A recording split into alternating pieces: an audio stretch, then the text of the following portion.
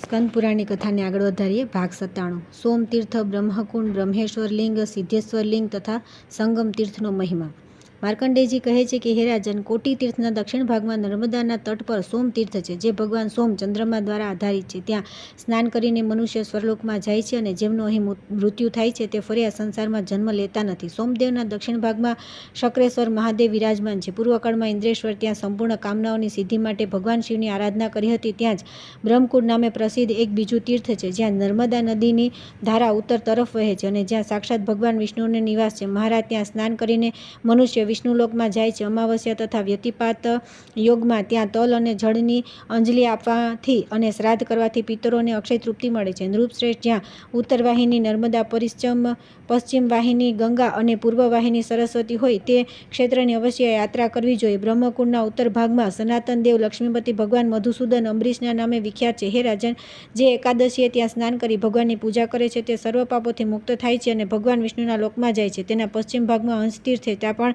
સ્નાન કરીને જે શ્રાદ્ધ અને દાન કરે છે તે હંસતીર્થના પ્રભાવથી તિર્યક યોનિ પશુ પક્ષીઓની યોનિમાં જન્મ લેતો નથી. તેના પશ્ચિમ ભાગમાં મહાકાલ નામે પ્રસિદ્ધ શિવલિંગ છે, જેની વિધિપૂર્વક પૂજા કરીને મનુષ્ય ભગવાન શિવના લોકમાં જાય છે. ત્યાં જ માતૃતીર્થ નામે પ્રસિદ્ધ જે પુણ્ય સ્થાન છે તેમાં માતૃકેશ્વર લિંગ પ્રતિષ્ઠિત છે. ત્યાં સ્નાન કરવાથી અશ્વમેઘ યજ્ઞનું ફળ પ્રાપ્ત થાય છે. સપ્ત વિશોધ્વ તીર્થમાં સ્નાન કરી પિતૃઓને જળ અને પિંડ આપવાથી મનુષ્ય સમસ્ત મનોવાંછિત કામનાઓ સંપન્ન થઈને ભગવાન શિવના લોકમાં સન્માનિત થાય છે. ત્યાંથી પશ્ચિમમાં બ્રહ્મેશ્વર લિંગ છે, જેની આરાધના સાક્ષાત બ્રહ્માજીએ કરી છે. તે શીઘ્ર સમસ્ત કામનાઓ અનુસાર ફળ આપે છે. બ્રહ્મેશ્વર દેવના દર્શનથી મનુષ્ય સર્વ પાપોથી મુક્ત થઈ જાય છે. મંગળવારે અને ચતુર્દશીએ વિધિપૂર્વક તેમની પૂજા કરીને શિવ ભક્તિમાં તત્પર રહેનાર મનુષ્ય શિવલોકમાં પ્રતિષ્ઠિત થાય છે.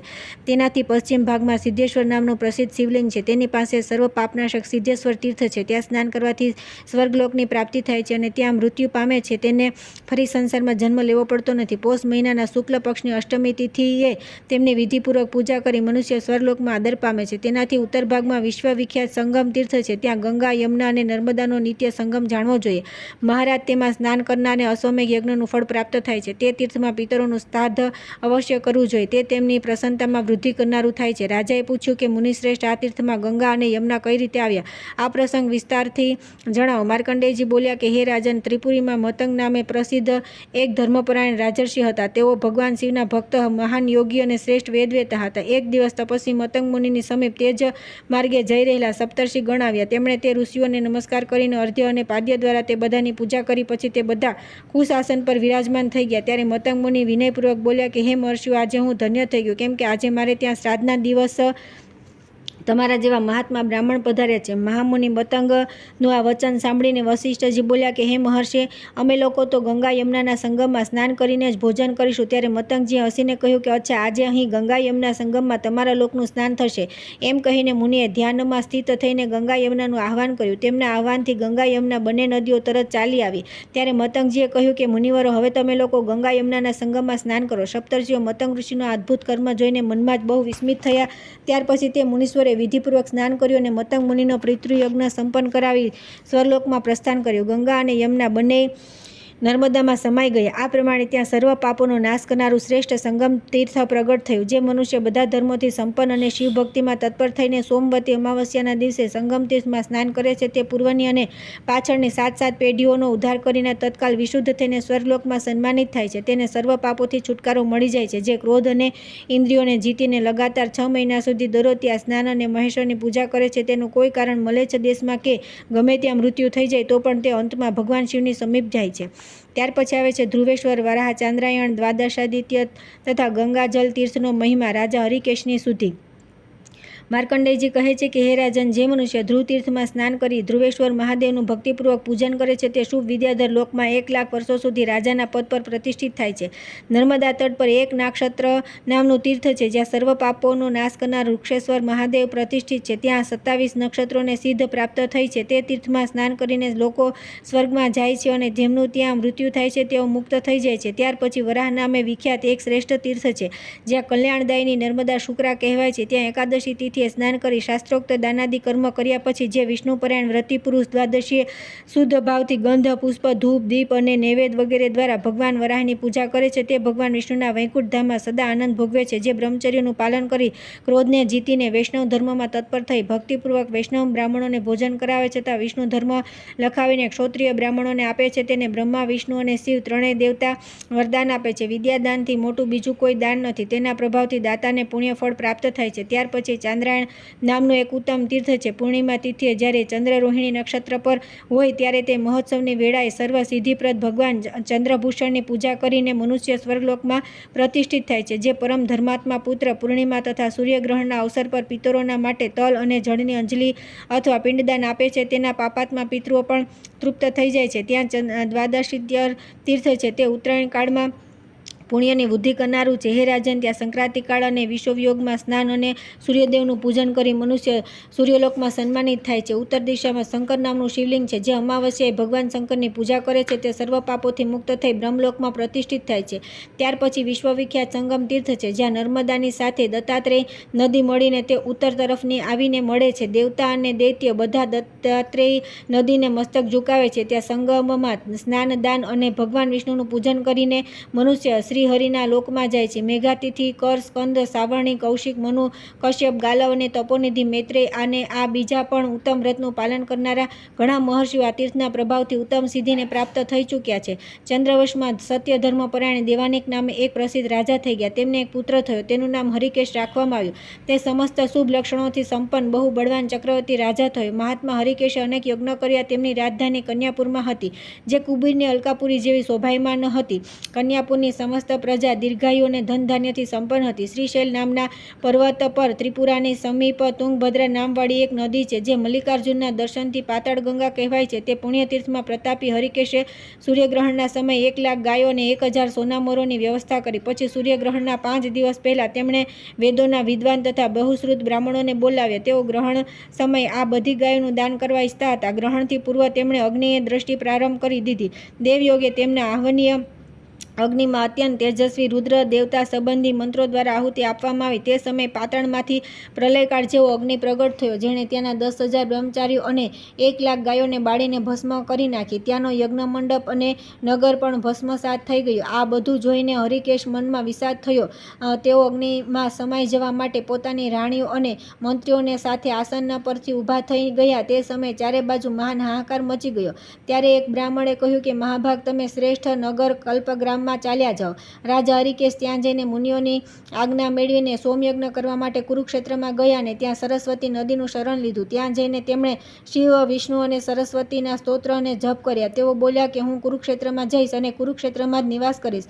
કુરુક્ષેત્રનું નામ લેવાથી પણ મનુષ્ય પાપ મુક્ત થઈ જાય છે. સંપૂર્ણ શબ્દરૂપી મહાઔષધિઓથી જેમણે સમસ્ત જીવોના કલંકને ધોઈ નાખ્યા છે, જે મનોતીર્થનું મુનિઓનું સેવન કરે છે, તે સરસ્વતી દેવી મારા પાપોનો નાશ કરે. રાજાનું આ વચન સાંભળી પાપોનું અપહરણ કરવાવાળા સરસ્વતીએ કહ્યું કે હે રાજન, વિષાદ છોડો અને મારું શ્રેષ્ઠ વચન સાંભળો. તમારા યજ્ઞમાં 10,000 બ્રહ્મહત્યા તથા 1,00,000 ગૌહત્યા થઈ છે. આટલા મહાન પાપથી છુટકારો આપવામાં આ ચરાચર જગતમાં એકમાત્ર નર્મદા નદી જ સમર્થ છે. નર્મદા સમસ્ત પાપોનો નાશ કરનારી છે. હું સૂર્યગ્રહણના અવસર પર 12મા કે 24મા વર્ષે સદૈવ નર્મદાના કોટી તીર્થમાં સ્નાન કરવા જતી હતી. તેના કારણે હું પણ પરમ શુદ્ધ થઈ ગયું છું. હે નૃપશ્રેષ્ઠ, નર્મદામાં સ્નાન અને શિવનું પૂજન કરીને એક શ્રેષ્ઠ યજ્ઞ કરો અને તેમાં સુવર્ણની મોટી દક્ષિણા આપો. એનાથી તમારો ઉદ્ધાર થઈ જશે. જે બ્રાહ્મણ અને ગાયોનું ત્યાં મૃત્યુ થયું છે તેમાં અસ્થિ લાવીને નર્મદાજીના જળમાં વહાવી દો. તે જળનો સ્પર્શ થવાથી તે બધાને દેવલોકની પ્રાપ્તિ થઈ જશે અને નર્મદાના જળ અને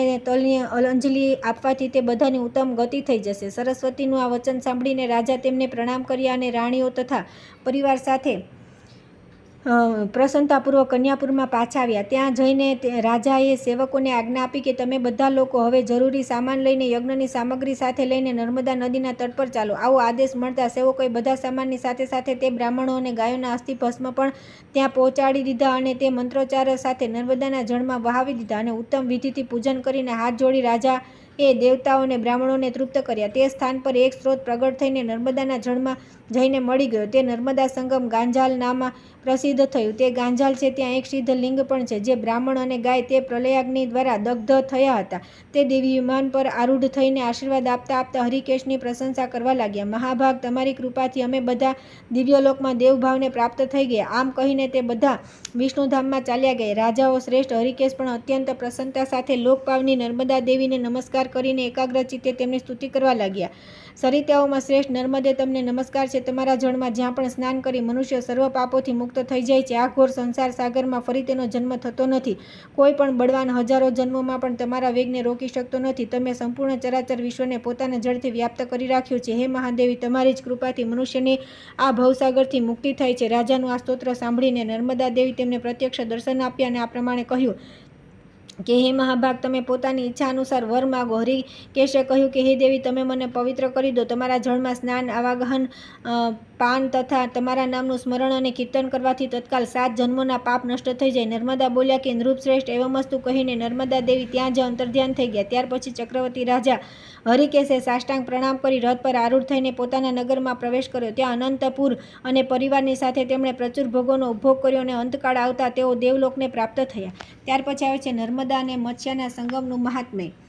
મહર્ષિ આપસ્તંભ દ્વારા ગાયોની મહત્તાનું પ્રતિપાદન તથા તીર્થના પ્રભાવથી નિષાદોનો માછલીઓ સહિત ઉદ્ધાર. માર્કંડેયજી કહે છે કે હે રાજન, પૂર્વકાળમાં આપસ્તંભ નામે એક પ્રસિદ્ધ મહર્ષિ થઈ ગયા છે, જે બ્રાહ્મણોમાં શ્રેષ્ઠ તથા ઉપવાસ વ્રતમાં તત્પર રહેતા હતા. તેમણે કામ, ક્રોધ, લોભ અને મોહનો સદાના માટે ત્યાગ કરી નર્મદા અને મત્સ્યના સંગમમાં જળમાં પ્રવેશ કર્યો. જળના આવર્તમાં બેઠેલા મહાતપસ્વી આપસ્તંભને ખારવાઓ માછલીઓ સાથે જાળમાં ભરીને જળની બહાર ખેંચી લીધી. તેમને આ દશામાં જોઈને નિષાદો ભયથી વ્યાકુળ થઈ ગયા અને મુનિના ચરણોમાં પ્રણામ કરી આ પ્રમાણે બોલ્યા કે બ્રહ્મન, અમે અજાણતા બહુ મોટો અપરાધ કરી નાખ્યો છે. તમે તેને ક્ષમા કરો. આ સિવાય આ સમયે તમારું પ્રિય કાર્ય શું છે તેના માટે આજ્ઞા કરો. મુનિએ જોયું કે આ નિષાદ દ્વારા અહીંની માછલીઓનો બહુ ભારે સંહાર થઈ રહ્યો છે. તે જોઈને તેમનું હૃદય કરુણાદ્ર થઈ ગયું. તેઓ દુઃખી થઈને બોલ્યા કે ભેદ દ્રષ્ટિ રાખનારા જીવો, તારા દુઃખમાં નાખેલા પ્રાણીઓ તરફ પોતાની સુખની ઈચ્છાથી જે ધ્યાન આપતો નથી, તેનાથી વધીને ક્રૂર આ સંસારમાં બીજો કોણ છે? ઓહો, સ્વસ્થ પ્રાણીઓ પ્રત્યે આ નિર્દયતાપૂર્ણ અત્યાચાર તથા સ્વાર્થ માટે તેમનું વ્યર્થ બલિદાન કેવા આશ્ચર્યની વાત છે. જ્ઞાનીઓમાં પણ જે પોતાના હિતમાં તત્પર છે તે શ્રેષ્ઠ નથી, કેમ કે જે જ્ઞાની પુરુષ પણ પોતાનો સ્વાર્થનો આશ્રય લઈને ધ્યાનમાં સ્થિત થાય છે, તો આ જગતમાં દુઃખાતુર પ્રાણી કોના શરણમાં જશે? જે મનુષ્ય સ્વયં એકલો જ સુખ ભોગવવા ચાખે છે, તેને મુમુક્ષ પુરુષ પાપીમાં પણ મહાપાપી કહે છે. મારા માટે તે કયો ઉપાય છે જેથી હું દુઃખી ચિંતના તમામ જીવોની અંદર પ્રવેશ કરી એકલો જ બધાના દુઃખોને ભોગવતો રહું? મારી પાસે જે કંઈ પુણ્ય છે તે બધું દીન દુઃખીઓ પાસે ચાલ્યું જાય અને તેમણે જે પાપ કર્યા હોય તે બધા મારી પાસે આવી જાય. આ દરિદ્ર, વિકલાંગ તથા રોગી પ્રાણીઓને જોઈને જેના હૃદયમાં દયા ઉત્પન્ન થતી નથી, તે મારા માનવા પ્રમાણે મનુષ્ય નહીં, રાક્ષસ છે. જે સમર્થ હોવા છતાં પ્રાણ સંકટમાં પડેલા ભય વિવળ પ્રાણીઓની રક્ષા નથી કરતો, તે તેના પાપોને ભોગવે છે. તેથી હું આ દીન દુઃખી માછલીઓને દુઃખથી મુક્ત કરવાનું કાર્ય છોડીને મુક્તિ પણ ઈચ્છતો નથી. પછી સ્વર્ગલોકની તો વાત જ શું! મુનિનું આ વચન સાંભળીને ખારવાઓ બહુ ગભરાયા. તેમણે મહારાજ નાભાગની પાસે જઈને બધી વાતો યથાર્થ રૂપે કહી. નાભાગ પણ તે વૃત્તાંત સાંભળીને પોતાના મંત્રીઓ અને પુરોહિતની સાથે મુનિના દર્શન કરવા માટે ત્યાં આવ્યા. રાજાએ તે દેવકલ્પ મહર્ષિનું સારી રીતે પૂજન કરી કહ્યું, ભગવાન, આજ્ઞા કરો, હું તમારી શું સેવા કરું? આપસ્તંભ બોલ્યા કે રાજન, આ ખારવાઓ પોતાનો નિર્વાહ બહુ મુશ્કેલીથી કરે છે. તેમણે મને જળમાંથી બહાર કાઢીને બહુ ભારે પરિશ્રમ કર્યો છે. તેથી તમે મારું જે યોગ્ય મૂલ્ય સમજો તે એમને આપી દો. નાભાગ બોલ્યા કે ભગવાન, હું આ ખારવાઓને તમારા બદલામાં 1 લાખ સોના મોરો આપું છું. આપસ્તંભે કહ્યું કે રાજન, મારું મૂલ્ય 1 લાખ જ નક્કી કરવું યોગ્ય નથી. મારી જે યોગ્ય કિંમત હોય તે આમને અર્પણ કરો. આ વિશે તમારા મંત્રીઓ સાથે વિચાર કરી લો. નાભાગ બોલ્યા કે દ્વિશ્રેષ્ઠ, જો પૂર્વોક્ત મૂલ્ય યોગ્ય નથી તો આ ખારવાઓને 1 કરોડ સોના મોહરો આપું, અને જો તે પણ યોગ્ય ન હોય તો આજ્ઞા કરવાથી વધારે પણ આપી શકાય. આપસ્તંભે કહ્યું કે રાજન, હું 1 કરોડ કે તેથી વધારે મૂલ્યને પણ યોગ્ય નથી. મારું યોગ્ય મૂલ્ય ચૂકવો. બ્રાહ્મણો પાસેથી સલાહ લો. રાજાએ કહ્યું કે જો આવી વાત છે તો મારું અડધું કે આખું રાજ્ય આ નિષાદોને આપી દેવામાં આવે. મારા માનવા પ્રમાણે આ મૂલ્ય તમારે યોગ્ય થશે, પરંતુ તમે કયા મૂલ્યને પર્યાપ્ત માનો છો એ સ્વયં બતાવવાની કૃપા કરો. આપસ્તંભ બોલ્યા કે રાજન, તમારું અડધું કે પૂરું રાજ્ય પણ મારા માટે ઉચિત મૂલ્ય નથી. મૂલ્ય તે આપો જે મારે યોગ્ય હોય. જો સમજાતું ન હોય તો ઋષિઓ સાથે વિચાર કરી લો. મહર્ષિનું આ વચન સાંભળીને મંત્રીઓ અને પુરોહિતો સાથે વિચાર વિમર્શ સ્પષ્ટ કરી ધર્માત્મા રાજા નાભાગ બહુ ચિંતામાં પડી ગયા. એ જ સમયે મહાતેજસ્વી લોમેશ ઋષિ ત્યાં આવ્યા. તેમણે નાભાગને કહ્યું કે રાજન, ગભરાઓ નહીં, હું મુનિને સંતુષ્ટ કરી લઈશ. રાજા બોલ્યા કે મહાભાગ, તમે જ આમનું મૂલ્ય કહી દો, અન્યથા મહર્ષિ ક્રોધિત થઈને મારા કુટુંબ, કુળ, બધું બાંધવ તથા સમસ્ત ચરાચર ત્રિલોકને ભસ્મ કરી શકે છે. પછી મારા જેવા અત્યંત તુચ્છ, દીન અને વિષયી મનુષ્યની તો વાત જ ક્યાં છે. લોમેશે કહ્યું કે મહારાજ, તમે આમનું મૂલ્ય આપવામાં સમર્થ છો. શ્રેષ્ઠ દ્વિજ જગતને માટે પૂજનીય અને ગાયો પણ દિવ્ય અને પૂજનીય માનવામાં આવે છે. તેથી તમે તેમના માટે મૂલ્યરૂપે ગાય આપી દો. લોમેશજીનું આ વચન સાંભળી રાજા નાભાગ મંત્રી અને પુરોહિતની સાથે બહુ પ્રસન્ન થયા અને હર્ષપૂર્વક બોલ્યા કે ભગવાન, ઉઠો ઉઠો મુનિશ્રેષ્ઠ, આ તમારા માટે યોગ્ય મૂલ્ય કહી દીધું. અપસ્તંભે કહ્યું કે હવે હું પ્રસન્નતાપૂર્વક ઉઠું છું. રાજન, તમે યોગ્ય મૂલ્ય આપી મને ખરીદ્યો છે. હું ગાયોથી વધીને બીજું કોઈ મૂલ્યવાન એવું નથી માનતો. જે પરમ પવિત્ર અને પાપોનો નાશ કરનારું હોય, ગાયોની પરિક્રમા કરવી જોઈએ. ગાયોને સદા માટે સૌને વંદનીય છે. ગાયો મંગળનું સ્થાન છે, દિવ્ય છે. સ્વયં બ્રહ્માજીએ તેમને દિવ્ય ગુણોથી સમૃદ્ધ બનાવી છે. જેમના ગોબરથી બ્રાહ્મણોના ઘર અને દેવતાઓના મંદિર પણ પવિત્ર થઈ જાય છે. તે ગાયોથી વધીને બીજું કોણ છે? ગાયનું મૂત્ર, ગોબર, દૂધ, દહીં અને ઘી, આ પાંચે વસ્તુઓ પવિત્ર છે અને સંપૂર્ણ જગતને પવિત્ર કરે છે. ગાયો મારી આગળ રહે, ગાયો મારી પાછળ રહે, ગાયો મારા હૃદયમાં રહે અને હું ગાયોની મધ્યમાં નિવાસ કરું. જે દરરોજ 3 સંધ્યાએ સમયે નિયમપરાયણ અને પવિત્ર થઈ ગાઓ મેં જાગ્રતો નિત્યમ વગેરે શ્લોકનો પાઠ કરે છે, તે બધા પાપોથી મુક્ત થઈ સ્વર્ગલોકમાં જાય છે. દરરોજ ભક્તિભાવથી ગાયોને શ્રદ્ધાથી ગોગ્રાસ આપવો જોઈએ. જે દરરોજ ગોગ્રાસ અર્પણ કરે છે તેને અગ્નિહોત્ર કરી લીધા, પિતરોને તૃપ્ત કરી દીધા અને દેવતાઓની પૂજા પણ સંપન્ન કરી લીધી. ગોગ્રાસ આપતા દરરોજ આ મંત્રાર્થનું ચિંતન કરવું.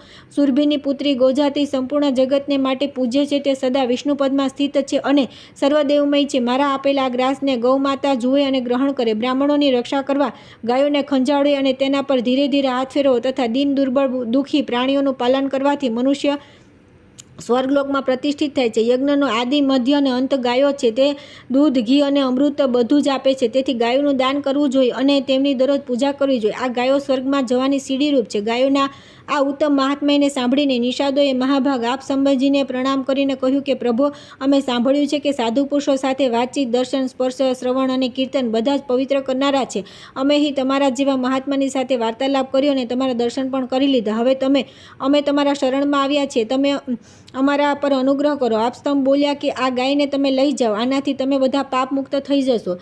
નિષાદો નિંદિત કર્મ કરતા હોવા છતાં પણ પ્રાણીઓના મનમાં પ્રેમ ઉત્પન્ન કરીને આ જળચર માછલીઓની સાથે સ્વર્ગલોકમાં જાય છે. હું નરક જોઉં અથવા સ્વર્ગમાં નિવાસ કરું, પરંતુ મારા દ્વારા મન, વાણી, શરીર તથા ક્રિયાથી કંઈ પણ પુણ્યકર્મ થયું હોય એનાથી આ બધા દુઃખથી આર્ત પ્રાણી શુભ ગતિને પ્રાપ્ત થાવ. પછી શુદ્ધચિત્તના મહર્ષિ આપસંભની સત્યવાણીના પ્રભાવથી તે બધા નિષાદો માછલીઓની સાથે સ્વર્ગલોકમાં ગયા. માછલીઓ સહિત તે મત્સ્યજીવી નિષાદોને સ્વર્ગમાં ગયેલા જોઈને મંત્રીઓ અને સેવકોની સાથે રાજા નાભાગને બહુ આશ્ચર્ય થયું. તેઓ આ પ્રમાણે બોલ્યા, કલ્યાણની ઈચ્છા રાખનાર પુરુષોએ સદા સંતો તથા પવિત્ર જળવાળા તીર્થોનું સેવન કરવું જોઈએ. આ જગતમાં એક ક્ષણ માટે પણ તેમનો સંગ કરવામાં આવે તો તે કદી નિષ્ફળ જતો નથી. તેથી સાધુ મહાત્માઓ પાસે બેસવું અને તેમની સાથે જ ઉત્તમ કથા વાર્તા કરવી.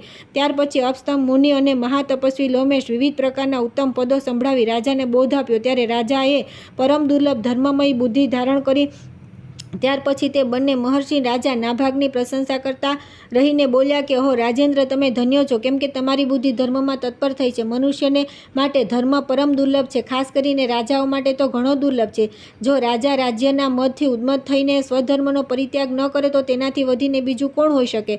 ધર્મ ધ્રુવ છે, તે સદા અટળ રહેનારો છે. રાજ્ય તો મોહરૂપ અથવા મોહનો આશ્રય છે, એ સ્થિર રહેનારું નથી. પરંતુ રાજ્ય વિશેનો મોહ થાય તો નરકની પ્રાપ્તિ અનિવાર્ય છે. તેથી વિદ્વાન પુરુષો રાજ્યની નિંદા કરે છે. વિષય લોલુપ અવિવેકી મનુષ્ય જ રાજ્યને માન્યતા આપે છે. મનીષી પુરુષ તો તેને સદા નરકની જેમ જુએ છે. તેથી મહારાજ, જો તમે પોતાના માટે સનાતન ગતિ ઈચ્છતા હો તો તમારે પોતાના મનમાં મોહ મદને કદી સ્થાન આપવું ન જોઈએ. માર્કંડેયજી કહે છે કે હે રાજન, આમ કહીને તે બંને મહાત્મા આપસ્તંભ અને લોમેશ પોતપોતાના આશ્રમ પર ચાલ્યા ગયા. રાજા નાભાગે પણ વરદાન પ્રાપ્ત કરી પોતાના નગરમાં પ્રવેશ કર્યો. મહારાજ, આ તીર્થમાં સ્નાન કરી મત્સ્યેશ્વરની પૂજા કરો. આ જ તીર્થના પ્રભાવથી મહાભાગ, અપસ્તંભ અને મત્સ્યજીવી નિષાદો માછલીઓની સાથે દિવ્યલોકને પ્રાપ્ત થયા. તે બધા આજે દિવ્ય કાંતિ ધારણ કરીને વૈષ્ણવધામમાં વિહાર કરે છે. ત્યાર પછી આવે છે કલહંસેશ્વર તીર્થનો પ્રાદુર્ભાવ અને તેનું મહાત્મ્ય.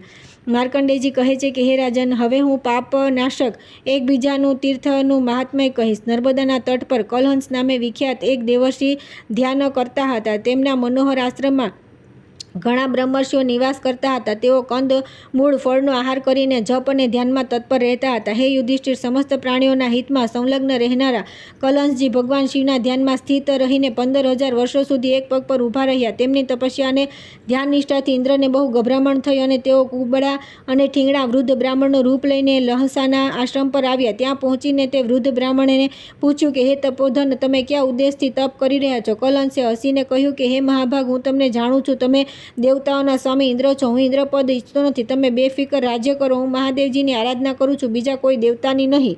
મહર્ષિનું આ વચન સાંભળીને ઇન્દ્ર બોલ્યા કે હે મહાભાગ, તમે મારી પાસે વરદાન માગો જેથી તમને શંકરના દર્શન થશે. કલંસે કહ્યું કે દેવરાજ, હું ભગવાન શંકર સિવાય કોઈ દેવતા પાસે વરદાનની યાચના નહીં કરું. તેમના આ પ્રમાણે કહેવાથી ઇન્દ્ર સંપૂર્ણ કામનાઓથી સંપન્ન થઈને ચાલ્યા ગયા. કલંસની પરાભક્તિ જોઈને દેવાધિદેવ મહેશ્વર તેમને પોતાના નીલકંઠ ત્રિલોચન સ્વરૂપના પ્રત્યક્ષ દર્શન આપ્યા. મહાદેવજીનું તે સ્વરૂપ જોઈને મુનિશ્રેષ્ઠ કલંસે સાષ્ટાંગ પ્રણામ કર્યા અને આ પ્રમાણે તેમની સ્તુતિ કરી. મહાદેવે, આપને નમસ્કાર છે. હે નીલકંઠ, હે ત્રિલોચન, આપને નમસ્કાર છે. આપ કલ્યાણ સ્વરૂપ અને પરમ શાંત છો. આપને નમસ્કાર છે. હાથમાં ત્રિશૂળ ધારણ કરનારા મહાદેવ, આપને નમસ્કાર છે. સર્વને જન્મ આપનારા ભગવાન શિવને નમસ્કાર છે. જેમનો બીજો કોઈ સ્વામી નથી, તેમને વારંવાર નમસ્કાર છે. મહાદેવ વગેરે નામોથી જેમની સ્તુતિ કરવામાં આવે છે તે ભગવાન ત્રિલોચનને નમસ્કાર છે. ઓમ કલ્યાણની પ્રાપ્તિ કરાવનાર દેવતા શિવને નમસ્કાર છે. ભૂરલોક, ભુવરલોક, સ્વરલોક, ચંદ્રમા, રુદ્ર, અંધકાર અને પ્રકાશમય સૂર્ય જેવા જેમના સ્વરૂપ છે તેઓ ભયંકર પ્રલય અગ્નિ છે તે ભગવાન મહેશ્વરને નમસ્કાર છે. હે પંચમુખ શંભુ, આપને નમસ્કાર છે. હે મહાશિવ, આપને નમસ્કાર છે. બ્રહ્માજીનો લોક, વન અને પાતાળ જેમનું સ્વરૂપ છે તથા જેમના કંઠમાં નીલ ચિહ્ન શોભી રહ્યું છે તે ભગવાન શિવને નમસ્કાર છે. બ્રહ્મ, સર્વ, સુરેશાન, હરિ તથા હર વગેરે નામોથી જેમના સ્વરૂપનો બોધ થાય છે તે ભગવાન શિવને વારંવાર નમસ્કાર છે. જ્ઞાન શક્તિ, ક્રિયાશક્તિ અને ચરાચર જગત સ્વરૂપ આપને નમસ્કાર છે.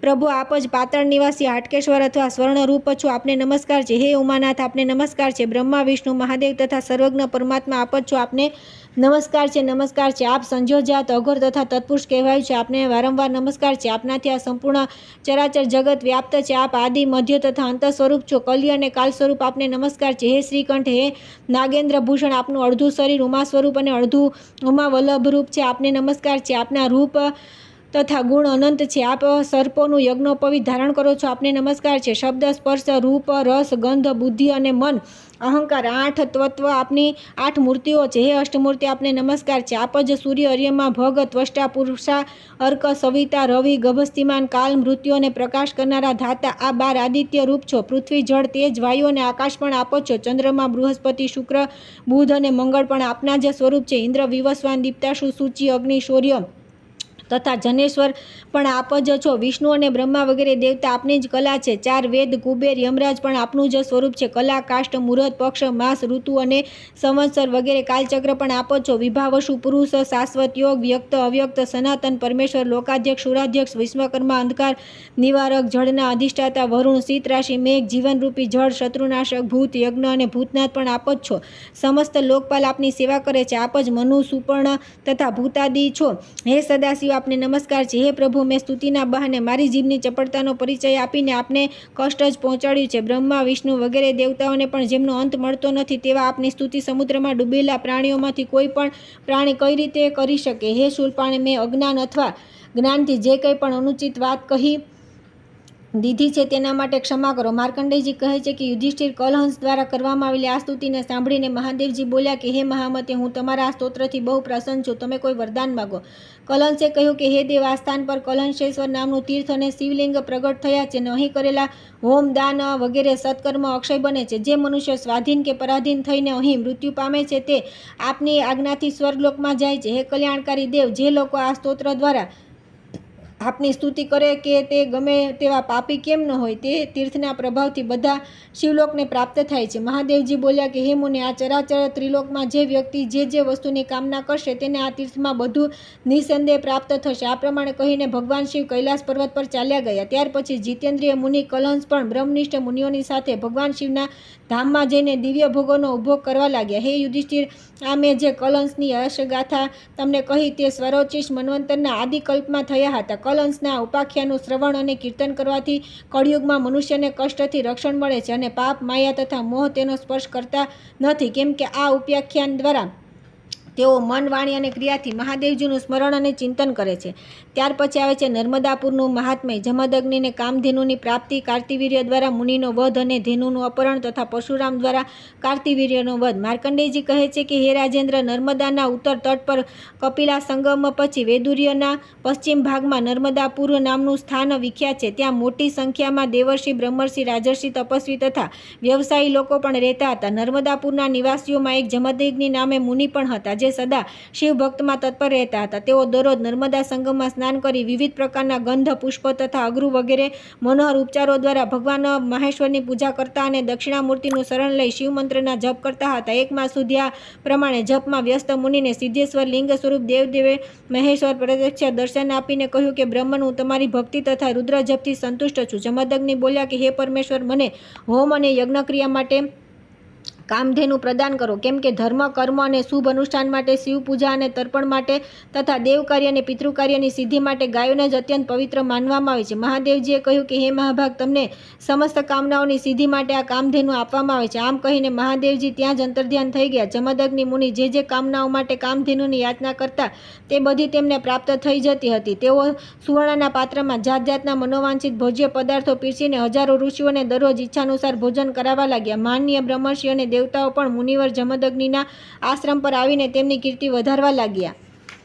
આ પ્રમાણે થોડો સમય વ્યતીત થયા પછી એક દિવસ રાજા કાર્તિવીર્ય પોતાની મહિષ્મતીપુરીથી શિકાર માટે વિંધ્ય પર્વત પર આવ્યા અને નર્મદાના તટ પર તેણે પોતાનો પડાવ નાખ્યો. તે દરમિયાન તે જમદગ્નિ આશ્રમ પર ગયો અને આ પ્રમાણે બોલ્યો કે મુને, આ ગાય તમારે યોગ્ય નથી, તે મને આપી દો. કાર્તિવીર્યની આ વાત સાંભળી મુનિવર જમદગ્નિ ઘણીવાર સુધી વિચારમાં પડી ગયા. તેમણે કોઈ ઉત્તર ન આપ્યો. ત્યારે રાજાએ મુનિને મરાવી નાખ્યા અને તેમની કામધેનુને હરી લઈ જવા લાગ્યા. ત્યારે તે આશ્રમમાંથી બહાર નીકળ્યો ત્યારે તે હોમધેનુ પર કોરડાનો માર પડવા લાગ્યો. વારંવાર માર પડવાથી શાપ આપતા કહ્યું કે અરે ઓ અધમ નૃપ, રેણુકાનંદન પરશુરામ તારા સમસ્ત કુળનો સંહાર કરી નાખશે. આ પ્રમાણે શાપ આપીને કામધેનુ સ્વર્ગમાં ચાલી ગઈ. તે સમયે લોકોમાં અત્યંત હાહાકાર થઈ ગયો. બધા કહેવા લાગ્યા કે આ કોણ દુરાચાર્ય આવ્યો, જેણે બ્રાહ્મણોના કોપનો વધારી દીધો છે. ત્યાર પછી મહાવીર પરશુરામે પિતાના મરાઈ જવાના સમાચાર સાંભળ્યા. સાંભળતા તેઓ પ્રજ્વલિત અગ્નિની જેમ ક્રોધિત થઈ ગયા અને એકદમ આશ્રમ પર આવ્યા. પિતાને મરાઈ ગયેલા જોઈને ક્રોધથી તેમનું પરાક્રમ અત્યંત વધી ગયું. તેઓ એકદમ ઉઠીને મહિષ્મતીપુરી તરફ ચાલવા લાગ્યા. ત્યાં કાર્તિવીર્ય અર્જુનને જોઈને પરશુરામે ક્રોધપૂર્વક કહ્યું કે અરે ઓ નરાધમ, ઊભો રહે, મારા પિતાની હત્યા કરીને હવે તું ક્યાં જાય છે? આમ કહીને તેમણે પોતાનું પરશુ હાથમાં લીધું અને કાર્તિવીર્યની ભુજાઓ અને તેના મસ્તક સહિત કાપી નાખી. તે સમયે મુનિવર પરશુરામ ક્ષત્રિયો માટે પ્રલયંકર બની ગયા. મહાપરાક્રમી દુરાત્મા કાર્તિવીર્યના મરાઈ જવાથી દેવતાઓના વાજિંત્રો વાગવા લાગ્યા અને આકાશમાં પુષ્પવૃષ્ટિ થવા લાગી. તેના પ્રત્યે ક્રોધ હોવાના કારણે પરશુરામજીએ સંપૂર્ણ પૃથ્વીને ક્ષત્રિયોથી રહિત કરી દીધી અને આ પ્રમાણે પોતાની પ્રતિજ્ઞા પૂરી કરીને તેઓ પિતાના આશ્રમે આવ્યા. માતા તથા અન્ય મુનીશ્વરોને નમસ્કાર કરીને તેમણે વિધિપૂર્વક પરશુરામેશ્વર મહાદેવની સ્થાપના કરી. તેની સમીપ જ વિશ્વકા, એરંડિકા અને પાવની નામવાળી 3 શિલાઓ છે. તેના પર પરશુરામજીએ પિતાની મરણોત્તર કાળની શ્રદ્ધા વગેરે ક્રિયાઓ સંપન્ન કરી. તે સ્થાન પર એક કપિલ વર્ણની શિલા છે, જે દેવદ્રોણીના નામે વિખ્યાત છે. ત્યાં પિંડદાન કરવાથી પિતૃઓ સ્વર્ગમાં જાય છે. હે રાજન, આ પ્રમાણે મેં તમને નર્મદાપુરનું મહાત્મ્ય કહ્યું. આના શ્રવણ અને કીર્તનથી દેવલોકમાં દેવત્વની પ્રાપ્તિ થાય છે.